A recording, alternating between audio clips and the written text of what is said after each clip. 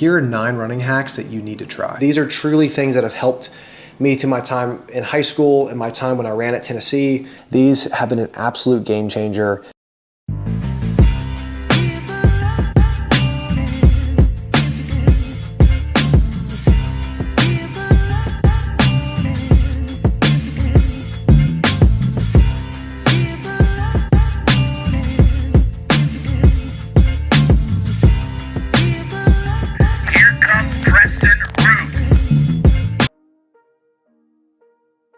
Hey guys, welcome back to another video. If this is your first time on the channel, my name is Preston Ruth. I ran track at the University of Tennessee and I now post content for high school and college runners, as well as those looking to begin their running journey. Today's video is all about running hacks that you need to try. Now, I'm not a big believer in making running easier, but I do believe that there are running hacks to improve your overall recovery, your quality of running, and to help create systems to help you thrive in your training and just handle the overall workload better. Let's get into it.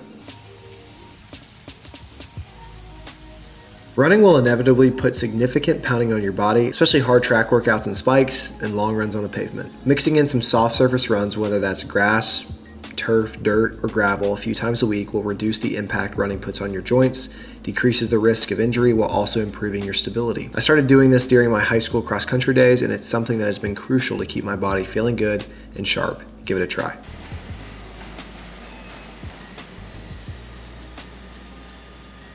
I've become a big believer in tempos on the treadmill. Now, I was never a big treadmill guy until last winter. I was doing my half marathon training and the roads got a little too icy for me to go and do my easy and my long runs out on the road. So I resorted to the treadmill, and after a little bit of time, I also figured out that tempos weren't so bad. There's always the people that believe the treadmill makes tempos easier, and I totally agree. You run the same pace the entire time, so you aren't wasting energy on the fluctuating paces that often accompany sessions on the roads. It's forcing you to hit a consistent pace the entire time. You're able to be very prescribed and controlled, and I found that I was able to go and execute the longer tempo efforts a lot better on the treadmill than on the roads. You're able to hit your paces without thinking too much about it. After a few months of doing these, I found myself much more consistent with my pacing and splits, and I saw this transfer pretty well to my road racing that entire spring. So give this a try.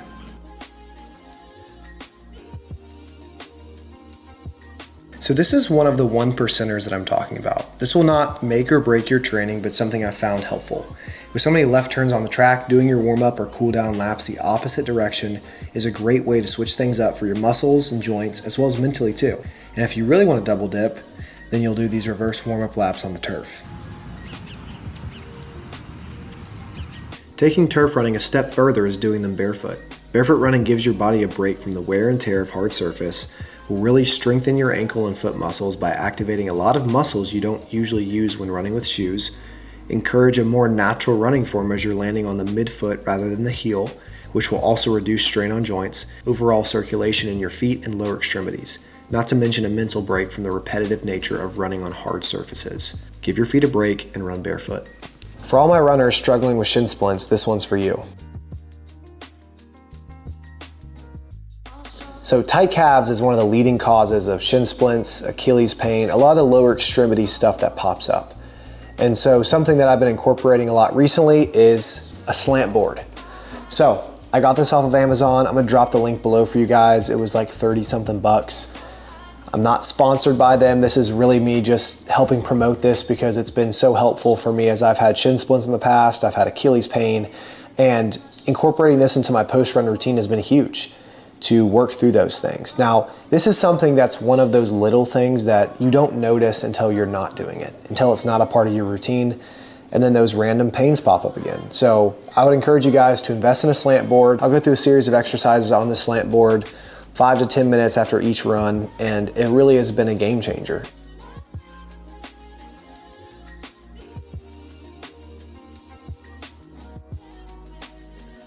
All right guys, just finished up my run, 3 miles, 6:46 pace, very hot day, very windy. My running volume right now is a little bit lower, trying to pick up the intensity while I'm in a bit more of a power speed phase, strength phase in the weight room. So got that run done.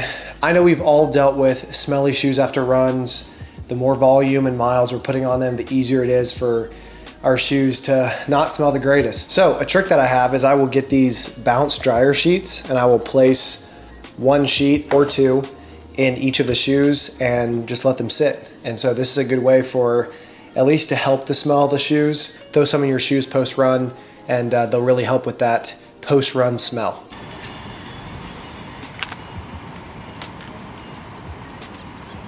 So we've all gone for a run and wondered where to put our keys. We debate if we should put it in the bushes, hold on to it the whole time, throw it beneath the car tire, right? There's never the best place to put it. Now, something that I've done is I usually will take the car key and loop it through my shoes. And so this is an option that I've done for years. It's worked. I will say, pro tip, don't do that if it's raining because it will fry your key fob. I did that to my old Jeep keys. Not a fun experience. But for the most part, this has worked pretty well. Something else, I don't personally own this, but I have a lot of people in the comments and friends of mine that also run that have got this, but a running belt that you can put your keys in.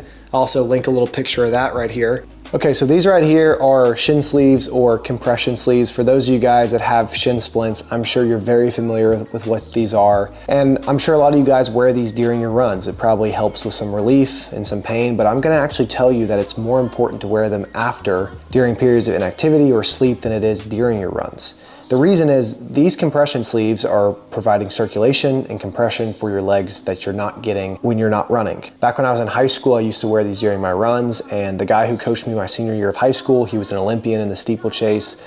He was the main reason that I was able to go run at Tennessee. He told me, hey, start focusing on wearing these when you're not running. During the long car rides, when you're sleeping, that's when you're really gonna see the benefits of this. I started to do this in high school, and it really made a big difference. These are basically a makeshift pair of Normatec boots. These are about 6 years old, so I need a new pair soon, but these have been an absolute game changer.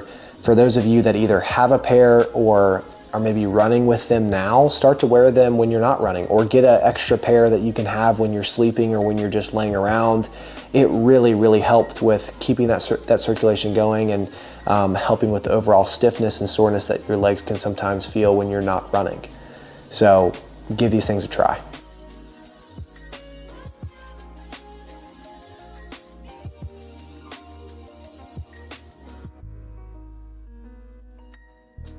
So to all my runners, you might be wondering, why should I put my legs up? What does this even do? First of all, it's going to aid in recovery. It's going to improve your circulation and just overall help reduce a lot of that muscle soreness that you feel. This is a great thing to do post-workout, between races, flush your legs out. This was something that I would do starting in high school. If I ever had multiple events, there was ever a multi-day weekend where I had a lot of races going on, this was a great thing for me to do to make sure that my muscles were recovered, that I was feeling good. So give this a try. So I'm now gonna briefly go through some other tools that are really good to have if you're a runner. The first is going to be a foam roller. This is something that I use every single day. This is what I will use before my runs to activate muscles, and sometimes even after runs to get that soreness and tightness out. It is a must-have for every single runner. I used to have a travel foam roller, like a stick foam roller. I actually lost that on a flight, so I still need to buy one of those, but that's also another good makeshift item if maybe you can't travel with this foam roller and you need something smaller that can fit into a backpack. I have a lacrosse ball, and I also have this spiky ball here that I roll my feet out with. A lot of runners struggle with plantar fasciitis.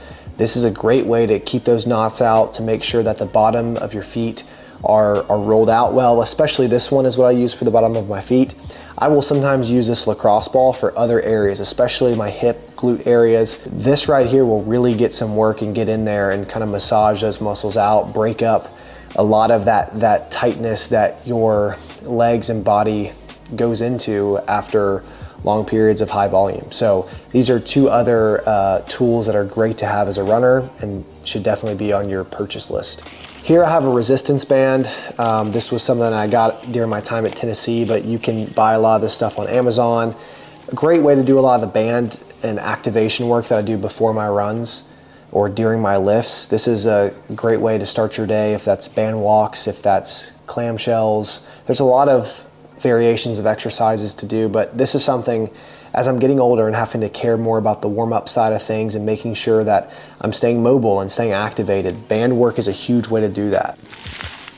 Okay, this is one of my favorite things to do post-run. It's the end of a week, I just finished a long run, Epsom salt baths. These have been amazing.